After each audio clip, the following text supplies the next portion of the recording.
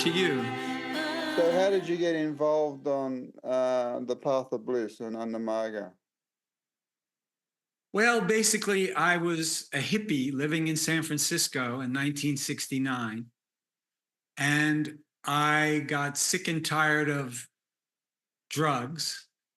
And I started reading books about meditation and yoga. And the more I read, the more I became convinced that that was my path. And I read Yogananda's book, Autobiography of a Yogi, and I really got obsessed with finding a guru. I thought, this is what I have to do. You know, this is the direction I want my life to take. So I met, there's a lot of stories leading up to this, but I met the first Avadhuta who came to the United States, Vimalananda. And I sort of put off getting initiated for a while because I thought I should have some kind of dream, to lead me like Yogananda did. And that's how I would know this is the right teacher for me. Some sort of mystical experience. You thought you'd have to have that. Yeah. I wanted that. So it didn't happen, So I'm waiting, everybody's getting initiated but me. And I felt really like I really wanted to get initiated, but I was waiting for that dream. So my turn came to go and talk to the Acharya. And I sat in there and I said, I want to learn meditation, but I thought I should have a dream first. And he closed his eyes and he said, meditate now, dream later. And he just initiated me right there. And I was so, overwhelmed by the experience. It really affected me a lot. So I said, I'm not doing much now. I would like to do whatever you need done. I'll help you with whatever you need. This is very early. This is August 1970. So there weren't too many Margies in the whole US, So he said, well, I'm going to tour the US and I need somebody to drive me in each place where I'm going. Would you be willing to do that? I said, yes, I'll do that. No conditions, no, just yes. So I had a Volkswagen bus. So I drove across country and we went to, he had a week at Harvard, a week at Yale, a week at University of Pennsylvania. We went to Carbondale, Illinois. And then by then I was like, I had converted myself from this hippie to this assistant, to this, teacher, and everybody had to talk to me. Everybody treated me like I was an executive, So I was like, it was really a very transformative experience for me. So I'm cutting out a lot of things. And also, I don't know if you knew Didi Anandamitra. Yeah, I know her. Yeah, she was with us on the tour. So the three of us, we toured across the whole US. So when I went back to California, he said, you should go to India and meet my guru. And I said, no, that's fine. I'm very happy doing this. I don't need to go see anybody. He said, no, you should go. And he kept telling me to go. So finally I sold my Volkswagen bus and I bought a ticket to India with another brother who became an Acharya. And we went across to India on a propeller plane. We flew from London to Bombay on a propeller plane and then that was 40 hours. And then we took a 40-hour train ride across India, third class, and we got to Ranchi. So this is when Baba was still in Ranchi before he moved to Patna. And it was just a very overwhelming experience. And Baba was inside a room and I could hear him yelling at the Avadhutas. So we got to Ranchi and I was ready to, see Baba, but you have to go through 3 days of philosophy class first. And then you get a gate pass, to get your personal contact with Baba. So I went through my 3 days of philosophy class and I went to see the office secretary. And he said, I have a question for you first. I said, what? He said, if the guru told you to do something you knew was wrong, would you do it or not? And I said, no, I wouldn't do it if I knew it was wrong. He said, that's the wrong answer. And he went in another room and I got no gate pass.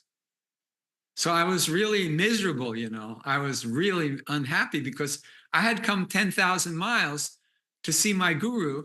And now he didn't say, come back in a few days. He said, no, that's the wrong answer. So I waited a couple days and everybody was going to PC, to Darshan, and I was just really very unhappy. So I went back I decided to go see the office secretary to see if I could work things out, you know. So I went in and he was laying on the floor. All the windows were sealed up and he had a high fever. And I said, do you need anything? He says, please give me some water. There was a pitcher. So I got him some water and he said, give me some more water. I gave him more water. I said, would you like something to eat? He said, What was his name? it was Pranavananda Avadut. Okay. You familiar with him? Yeah, I know him. So I said, would you like some food? Because he was very like laid out, you know. He said, yes, I haven't eaten all day. So I went to the commissary, got him some food and sat there and watched him eat. And then after that, he said, hand me that pad on the desk. And so he gave me the gate pass. I didn't have to, you know, I didn't have to sacrifice it was like a moral conundrum for me. Like, what should I do here? You know, what's the right thing to do? So he just gave me the gate pass. And then I went for my PC the next day with Baba. And in my PC, mostly it wasn't that like overwhelming experience for me. You know, it was like, he asked me about my name, my Sanskrit name, Vishok. So he said, what's the meaning of Vishok?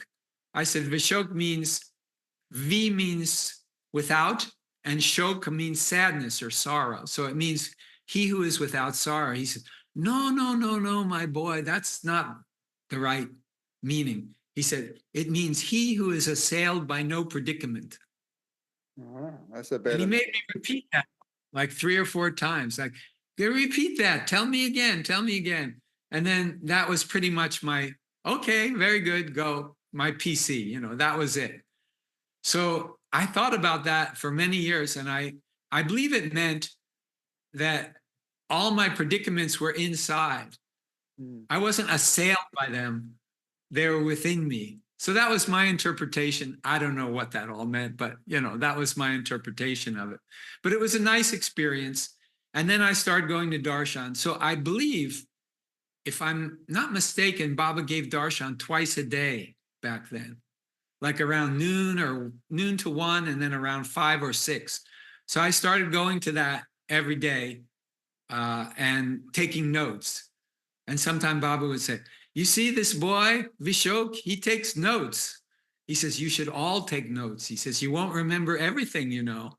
So I would write down. Unfortunately, I've lost most of them, but I used to just write down, and sometimes I would sketch, you know, pictures of Baba.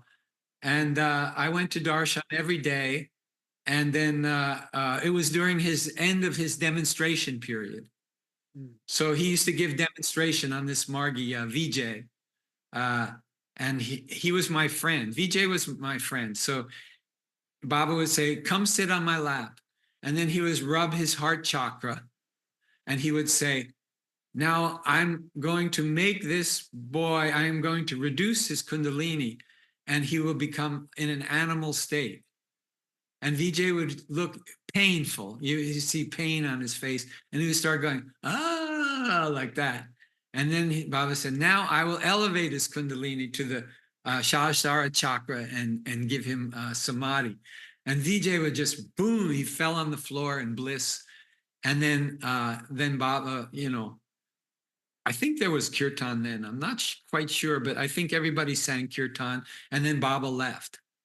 He said, Parma Purusha could take away all the vrittis from the whole human race, but he would never do that, he said. So then he left. And so everybody left, but I'm supposed to go to lunch with Vijay. So Vijay's on the floor, like he's in samadhi on the floor. So I just sat there, and waited for him till he came out of it about 5-6 minutes later. And then we went in the rickshaw for lunch. And when we were in the rickshaw, I was feeling so blissed out just from being next to somebody who experienced a state like that, right? And I said, what does it feel like, And he said, Baba gives this experience as a demonstration only. It's not mine to keep.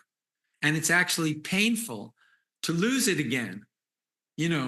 When he leaves the room, he takes the samadhi with him. He doesn't leave it with me.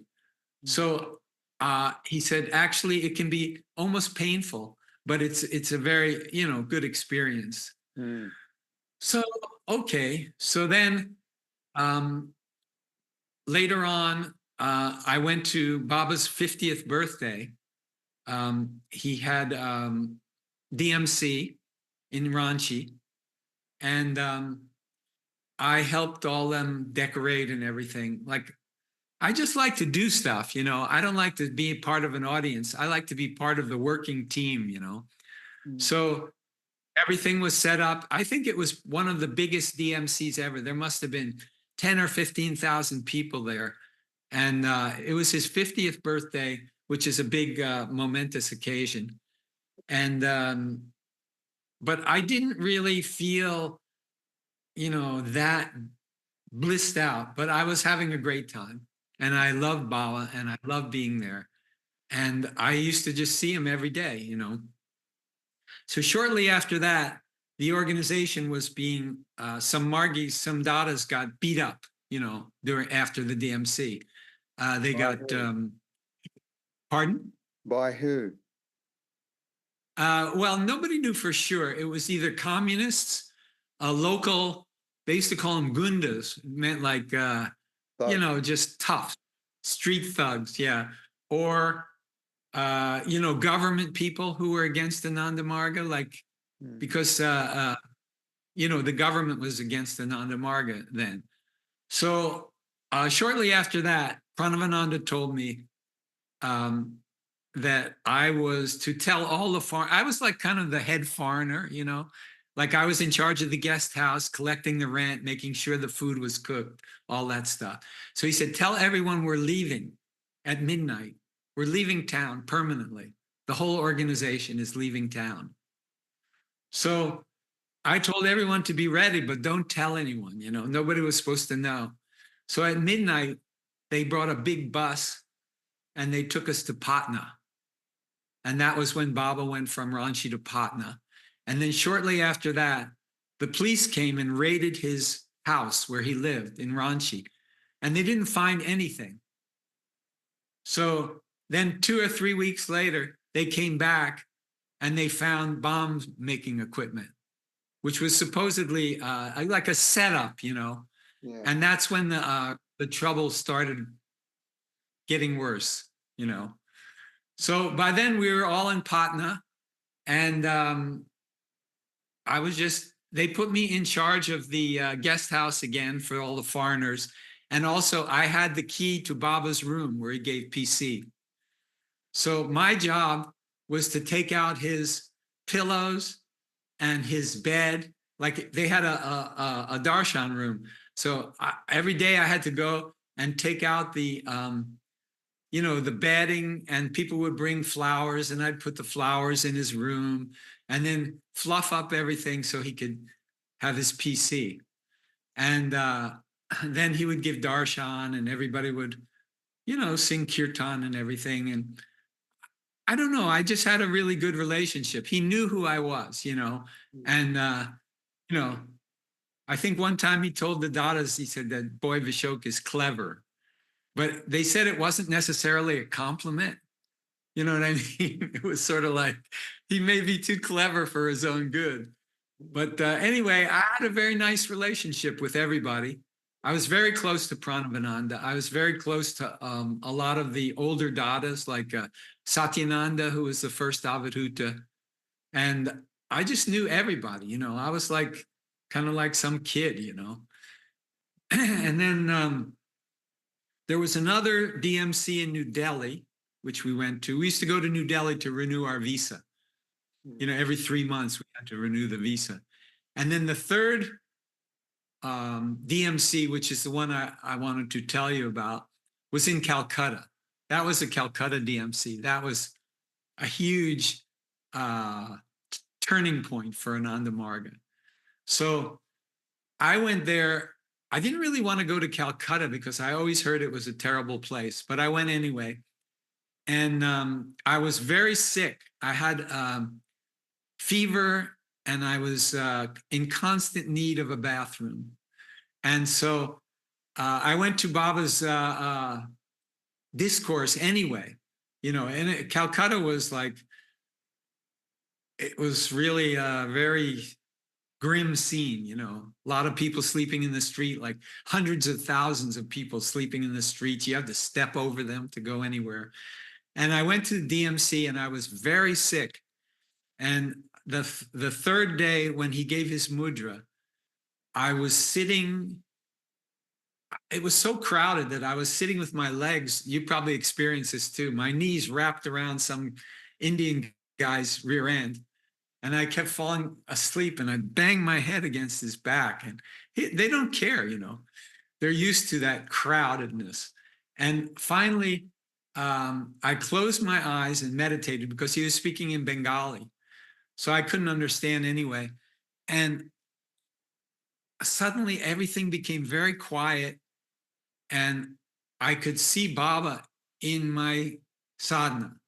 Like he was like floating in the air on a lotus flower towards me. And he came towards me and he went inside of my heart chakra. And he was there, sitting there. And then slowly after that, I felt very blissful because this was my first experience like that. Like I didn't have it at the other two DMCs, And so I opened my eyes and I had a fever and the fever was gone and I felt much better. And I was just really kind of in a trance, half in a trance. So I decided to go walking around because I didn't know what to do. So I'm walking around and I said, I think I should go to where Baba's quarters are and just give him namaskar before he goes back to Patna. So right after that, I went there and I'm waiting outside and all of a sudden, all of these avadhutas come running out, falling down, running out. And you could tell by their face that they were really panicked, Vishok Ananda, all of the Dadas who were labeled as defectors, they all ran away at that point. And we didn't know what was going on. Like to us, it was like, I didn't know. I didn't understand it. It was something bizarre. I knew that. It wasn't an ordinary occurrence, because everybody always moved very slowly and smiled. And all of a sudden, it was like the end of the world or something. So nobody knew what was going on. So I just went back to Patna on the train. And when I got there, I found out that all of these people whom I had been very close to and be very friendly with were defectors now. And they were not to be, mentioned again. And I was like very confused, like I didn't know what was going on, and there were a lot of rumors. And then we found out his wife also left. And that was like very bizarre because she was like a goddess, like we had her darshan in Ranchi. It was like bliss personified. And all of a sudden she's a defector. So at that point, I became very confused about what was going on. I had my connection to Baba, and my connection to the everything in India. But at the same time, I felt like, I don't know, I just was really worried about what was going to happen. And also I was running out of money. So I said, well, I've got to go back, to the United States. That's the only thing. So I applied for field walk before and meanwhile, they called us over to the office one day and I thought, oh, now they're going to explain everything, what happened, And Baba was sitting on the porch of the office in Patna. And he was wearing a lungi. He never wore a lungi, you know, and a t-shirt. Like he always wore his, you know, kurta and his dhoti, you know. But now he was very casual, you know, and just sitting there. And that was the day he first gave tandava. Like he taught us how to do. Well, okay, no, your leg higher, you know, like that. He was sitting there, and different people were doing it with the skull and the swords and everything, you know. So I was right there in the middle of that, you know, but I didn't know what was going on, but I was there, you know. And we all got to do tandava in front of Baba. And it was you know, these experiences were something that's 50 years ago, you know. It's still fresh in my mind, you know, 50 years later. But I did want to go home. So I applied for field walk, and they gave it to me. And we went out. It was the first time I did that because you weren't allowed to normally do that unless you're leaving. So because I was leaving, and Baba talked, and I don't remember what he was saying, but it was philosophy. And then we were walking. And then before I went, his personal assistant told me, don't ask Baba any questions because Baba knows what needs to be said. He doesn't need to have any question from you. It'll taint the experience. He says, just be quiet and listen and remember everything he said. So we got back, and I thought, I'm going to ask him a question. I have a question.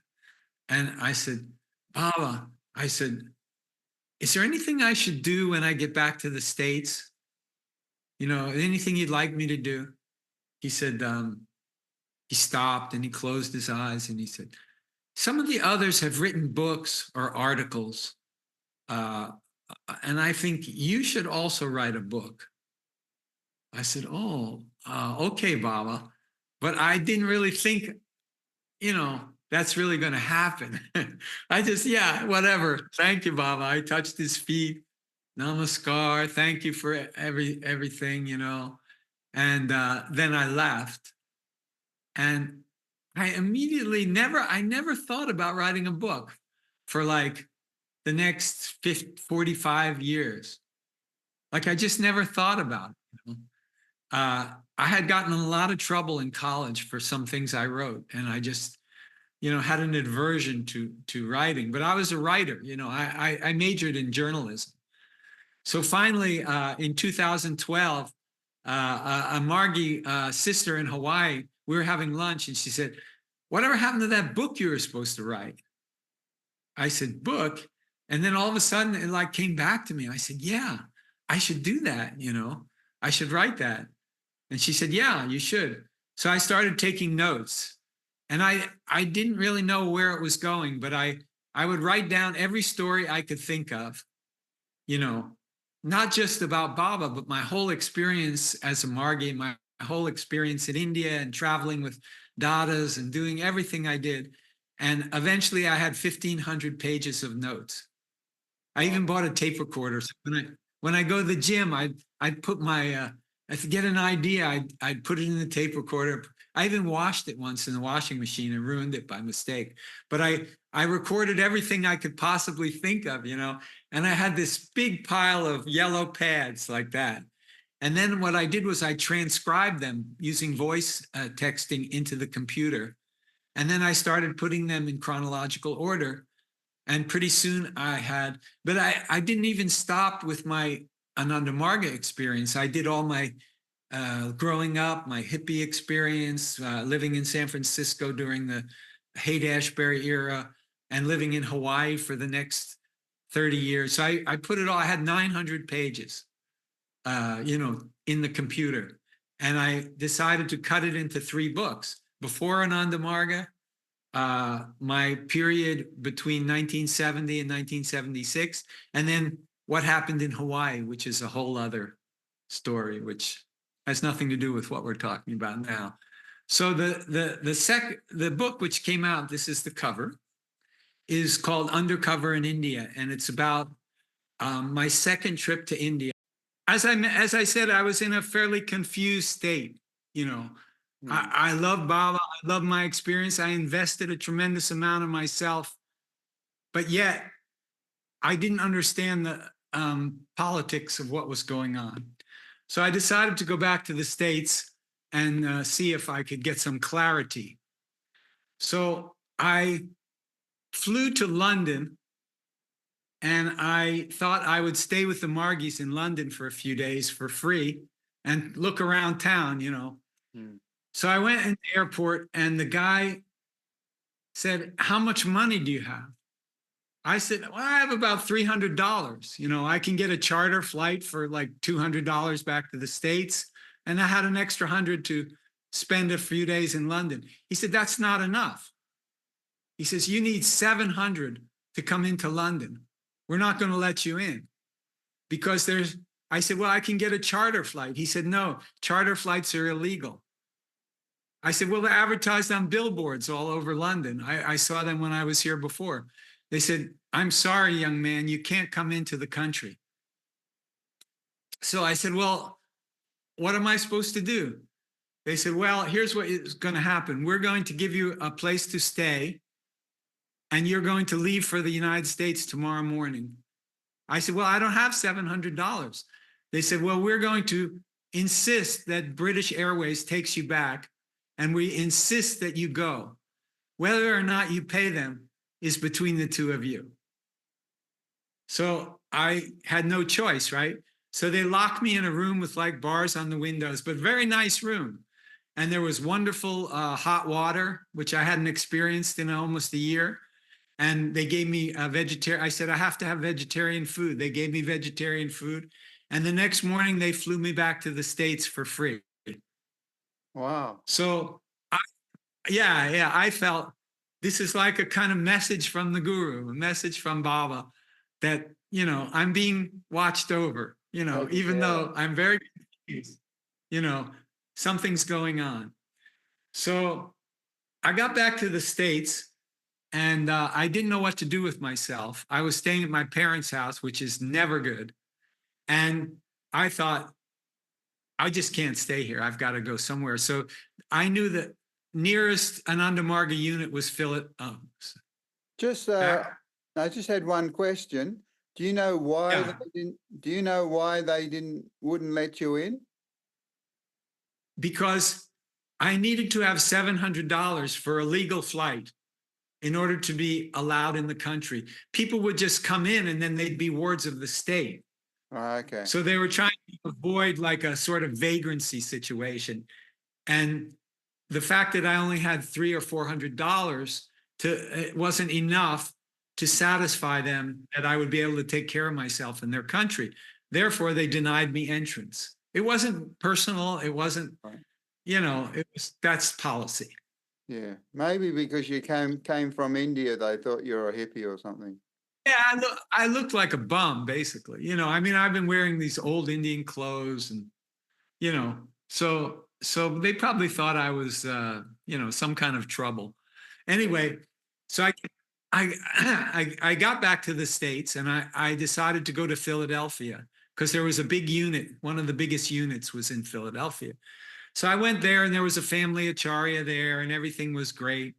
And I sort of got back into things again. You know, I decided, oh, okay, I'm going to stay in Ananda Marga. I'm going to, you know, get back into it, and everything was fine. And I wound up going to art school. But during art school, I felt like I was getting degenerate, you know, like my mind was on things that weren't bothering me when I was back in India. So I felt like, I mean, I was a normal 25-year-old male, but I had an idea how I should be, and I wasn't how I should be. I was how I was. So I thought, I'm getting degenerate. I'm losing it. You know, I have to go back to India because that's where I felt like good. But Baba was in prison, you know. So I talked to Yatiishvarananda, and he said that I should go to the training center. And I said, well, I don't know if I really, you know, am up for that. And he said, no, go. And Baba will take care of everything. You know, you just go. So I said, okay, you know, but I didn't really want to be a sannyasi, but I really wanted to go back to India and go to the training center and just get purified, you know, because I had too many thoughts that were unsentient, supposedly. So I went back to India, and I went to the training center in Varanasi, and I went in, I enlisted, and I was there, but I had no feeling to be a sannyasi, I just wanted to be there. And it was very wonderful for my very sentient place. And really, I felt just like I wanted to feel, no thoughts about women, no, I don't know. I just felt like I was in the right place, but for the wrong reason. So one day, I think it was, I can't remember the Dada's name. I'm sure somebody will correct me. It might be Japananda. I'm not sure. But he called me in. He was a head trainer. Yeah. He calls me in the office. Brother Vishok, the day has come for you to take your sacred vow that you will remain a sannyasi for life, even if you found out the decision wasn't right. And he said, are you ready? Are you ready to take the vow? I said, no, Dada, I'm not ready. He said, he was very, he's supposed to throw me out at that point, but he said, because we love you, you can stay, but within a week or so, you really have to take this vow. I said, well, okay, we'll see, and I just went back, and like every day we would meditate at 5 a.m, which I liked. We'd meditate like 4 times a day. We'd have philosophy classes all morning, most of which I dozed off. And at the end of a month or two there, I had memorized two sutras from Ananda Sutra. Most everybody was on their 3rd book by then, and I was like on my 2nd sutra, Shakti Shivayasya Shakti. Yeah, that was the 2nd one. So, but I was enjoying my life there, it wasn't that bad. So then one day we were listening to the British BBC broadcast on the, we had a tinny little radio in the courtyard, and every day 4 o'clock, we'd go down and listen to it, and we'd boil water and drink the boiled water, to keep from getting dysentery. And we'd get the water from the well and all that. We'd sit around and have a tea party and listen to the BBC. So the radio came on and said, emergency period has been declared in India, and all these following organizations are illegal as of now. Like if you belong to these organizations, you are subject to prison without trial. And 14 of the 20-something organizations were Ananda Marga branches and sub-branches. So at that point, everybody was freaking out, especially like Japananda and his, the head trainer and the other trainers. And they were really, worried. So the following day, the police came, and they all came in the training center. I was taking a bath by the well in the back with Acharya Dasrat, this famous Acharya, and the police came running in, and Dasrat takes off through the rice field, running. And I didn't know what's going on, To me, it was just like the police in India were not that scary. They were more like security guards in a mall or something, So they took away Japananda, and they took away one other trainer. And then we were pretty much left alone. And then the next day they came back, the police came back again, and they took all of the staff, like the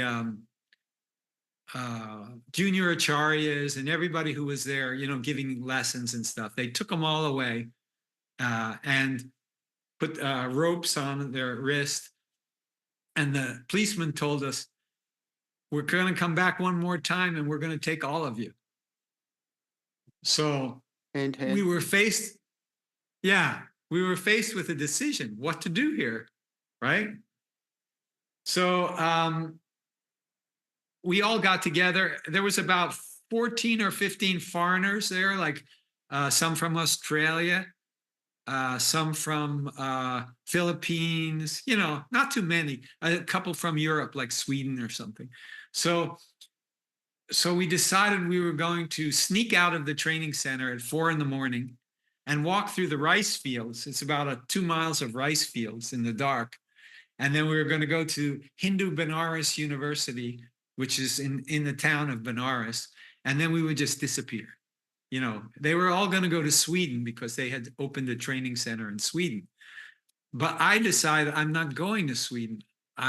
Because I've had it. That's it for me. No more training. I'm just going to stay in India and see if I can get some money. Because Japananda gave me back my traveler's checks before he got arrested. So at least I had a couple $100.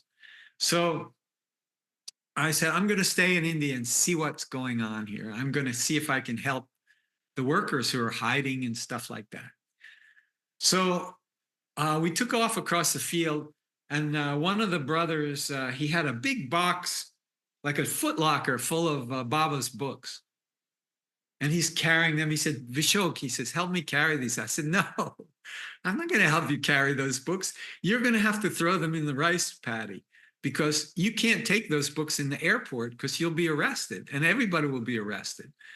And he said, well, I got to have these books. You know, he was a very scholarly brother, you know.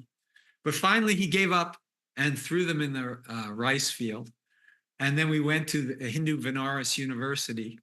And then I went with them to the train station. They took a train to New Delhi and then flew to Sweden for training. And I went back and stayed in Benares. And I Western Union the people in the US and told them that we needed money in India to give to the workers. And they sent me a few $100s. And I started finding workers around Benares and giving them, you know, 100 rupees, you know, which was a lot. I mean, they could live for a year on that. And eventually, though, I decided I did that for a while, and you know, it was diminishing returns. At first, I found a few workers, but then after a few days, there was nobody else to help. So I decided to fly to Kathmandu because Yatiishvaranandaji, he had become office secretary of the world, except for India. Or no, general secretary, right? General secretary of the world, except for India. And Jagadiishvaranandaji, did you ever know him? He was the public relations secretary. He was really a character. Anyway, I was very friendly with him. So I knew they were, I had an address for them in Kathmandu. And he was general secretary inside India. And Yatiishvaranandaji was general secretary of the world outside India. So I went up to Nepal, and they were staying in this little apartment, and that was the international headquarters of Ananda Marga now, you know, and everybody was underground. Nobody knew where anybody was.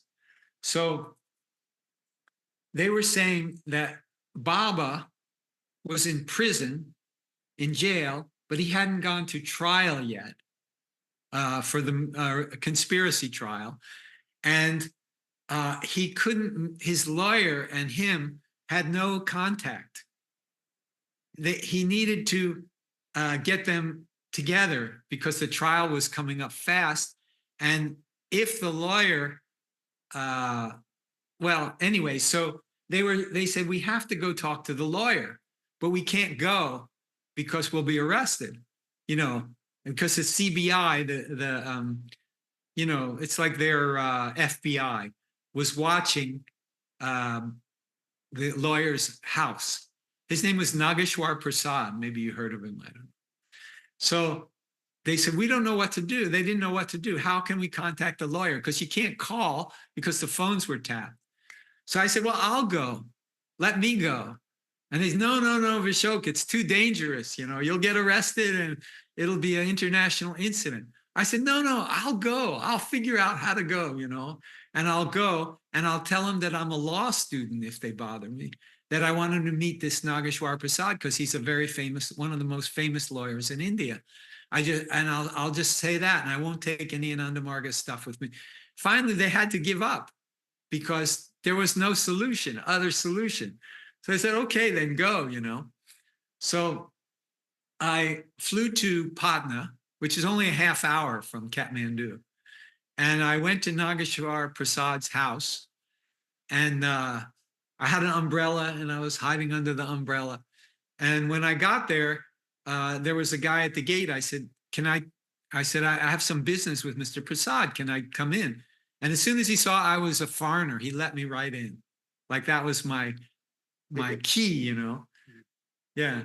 So I got in, and I'm waiting there. And then Mr. Prasad comes out. He's very dignified, you know, speaks like British English, and very nice, you know, office with all wood paneling and gold edged law books and big fans, you know, slow fans. And I'm sitting there, and he says, well, what can I help you? What are you doing? Who are you? What are you doing here? I said, I'm representing a meditation organization, and I'm here, you know, to help you connect with your client. And he said, oh, okay. He said, very good, very good. He said, this is very important, because if I go to talk to Baba, I don't remember if he called him Baba, but Mr. Prasad probably, without remuneration, without being paid, that makes me a sympathizer, and I can be put in jail, and I will be put in jail. So I need to get paid before I can go see Baba, and I need to get paid in the courtroom. Somebody has to come to the courtroom, and it can't be a Margii. It has to be from Baba's family. So you have to contact Baba's brother, have the brother bring me the payment, and then we can carry on the case, you know. So I said, okay, you know, I will go back to Nepal and tell Jagadiishvarananda, you know, what you said. And he gave me some notes to give to him when I stuck them in my shoe. And I left, and then nobody bothered me, you know. So I went back, I flew back to Nepal. I gave him the information, and he said, okay, I'm going to go to Baba's brother, make sure he goes to the court, pays Nageshwar Prasad, and the case can proceed. So I said, okay, great. So he said, I want you to go back and tell Mr. Prasad that we're going to do this. And then after that, you can do what you want. So I said, okay. And Yatiishvarananda said, I am appointing you office secretary of the world except for India. So you're going to be like my assistant in Denver, where our office is. So I want you to come back to the US and work for me. I said, all right, you know, and then you go back to training. But I didn't say anything, but I knew by then I wasn't going. So I went back and gave Mr. Prasad the information. And then I had to meet Jagadiishvarananda in Calcutta. And he was there not in his uniform, shaved, short hair, wearing a white shirt and green. I was in shock. I'm telling you, that was one of the big shocks for me, to see these people who are like, to me, like kings, you know, and all of a sudden he's just like, looks like an average businessman on the street. So I gave him the information, and then I went back to Nepal and spent a week there with an Australian brother named Aniruddha. I don't know. Yeah, I know. If he was, you know, okay, well, whatever. Anyway, so he and I went in the Himalayas looking for some yogi that he heard of, and we spent a week. That's all in my book. But anyway, then I went back to Denver, and I worked with Yatiishvarananda for the next year. We produced a magazine. We did all the reports. We got reports from all over the world, like what social work was being done and everything. And then after that year, I went back to, I decided to leave. Not leave Ananda Marga, but leave Denver, because Yatiishvarananda and I weren't getting along that well. And I wanted to go somewhere. So somebody gave me a letter from a Margii in Hawaii who was running the unit, and he wanted to leave and go to training, and he needed somebody to take over the unit. So I wound up going to Hawaii for what I thought was going to be a few months. It turned out to be 33 years. So that's sort of where my book ends. And, you know, I had a great experience in Hawaii, taught my yoga classes there, did my meditation, And many, many things happened, which is in a third book, which is coming out next year. Okay, so I came down in 2009 to Florida. My mother was 90 and she was all alone and she had broken her leg. And I happened to be in New York vacationing with my sister. So my mother said, please come down and help me. She says, I never asked anything from you, but right now I'm in the hospital and I have nobody to get my glasses, nobody to get my anything, my toothbrush, I need some help. So I came down here to Florida and I thought my mother was going to die. She was like 90. She was broken leg in the hospital. She looked terrible. So I thought, I'll stay a couple months with my mother and then I'll go back to Hawaii. And then my mother lived to be 103. Yeah. So I stayed with her for like 13 years and I'm still here. Like Hawaii is very expensive. My mother left me a big house. So I'm just sort of sitting here, sort of wondering, is this it? So that's what I'm doing now. I have this big, it's like 2,000 square feet. I don't know what that would be in meters, but it's, 3-bedroom, 2-bath, 2-car garage, all that. I'm used to living in a small place in Hawaii, like a 1-room place with a hot plate, and all of a sudden I'm like a gentry over here. So I'm here, and I don't know if my life's going to change or if it's just going to stay like this, but it's fairly pleasant. So Oh, making thank some you, friends. Vishok. That was very interesting and inspiring, your story. Certainly unusual. Thank you. I'm glad you. Namaskar. Yeah.